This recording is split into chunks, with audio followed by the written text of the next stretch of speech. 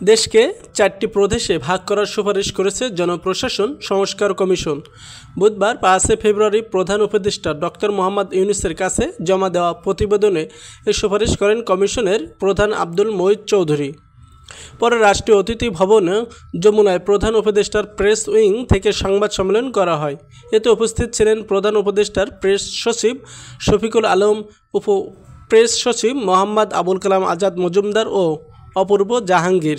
সংবাদ সম্মেলনে জানানো হয়, দেশকে ৪টি প্রদেশে ভাগ করার সুপারিশ করেছে জনপ্রশাসন সংস্কার কমিশন। কুমিল্লা ও ফরিদপুরকে আলাদা বিভাগ করার সুপারিশও করা হয়েছে। এছাড়া ঢাকা ও নারায়ণগঞ্জ নিয়ে গ্রেটার ঢাকা ক্যাপিটাল সিটি গঠনের সুপারিশ করেছে কমিশন।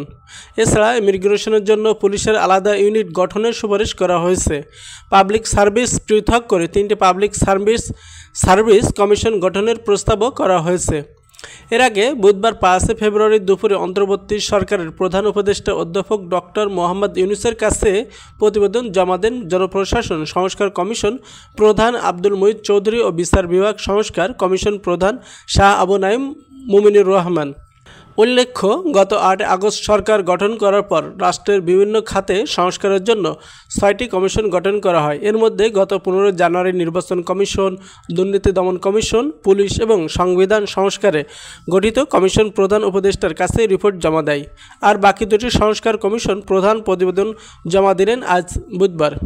দেশকে ৪টি প্রদেশে ভাগ করার সুপারিশ করেছে জনপ্রশাসন সংস্কার কমিশন। বুধবার ৫ ফেব্রুয়ারি প্রধান উপদেষ্টা ডক্টর মোহাম্মদ ইউনূসের কাছে জমা দেওয়া প্রতিবেদনে এ সুপারিশ করেন কমিশনের প্রধান আব্দুল মঈদ চৌধুরী। পরে রাষ্ট্রীয় অতিথি ভবন যমুনায় প্রধান উপদেষ্টার প্রেস উইং থেকে সংবাদ সম্মেলন করা হয়। এতে উপস্থিত ছিলেন প্রধান উপদেষ্টার প্রেস সচিব শফিকুল আলম, উপ প্রেস সচিব মোহাম্মদ আবুল কালাম আজাদ মজুমদার ও অপূর্ব জাহাঙ্গীর। সংবাদ সম্মেলনে জানানো হয়, দেশকে ৪টি প্রদেশে ভাগ করার সুপারিশ করেছে জনপ্রশাসন সংস্কার কমিশন। কুমিল্লা ও ফরিদপুরকে আলাদা বিভাগ করার সুপারিশও করা হয়েছে। এছাড়া ঢাকা ও নারায়ণগঞ্জ নিয়ে গ্রেটার ঢাকা ক্যাপিটাল সিটি গঠনের সুপারিশ করেছে কমিশন। এছাড়া ইমিগ্রেশনের জন্য পুলিশের আলাদা ইউনিট গঠনের সুপারিশ করা হয়েছে।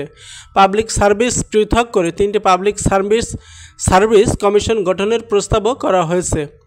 এর আগে বুধবার ৫ ফেব্রুয়ারি দুপুরে অন্তর্বর্তী সরকারের প্রধান উপদেষ্টা অধ্যাপক ডক্টর মোহাম্মদ ইউনূসের কাছে প্রতিবেদন জমা দেন জনপ্রশাসন সংস্কার কমিশন প্রধান আব্দুল মঈদ চৌধুরী ও বিচার বিভাগ সংস্কার কমিশন প্রধান শাহ আবু নাঈম মুমিনুর রহমান।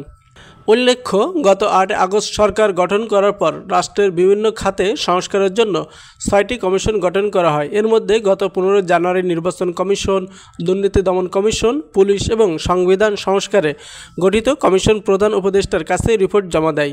আর বাকি দুটি সংস্কার কমিশন প্রধান প্রতিবেদন জমা দিলেন আজ বুধবার।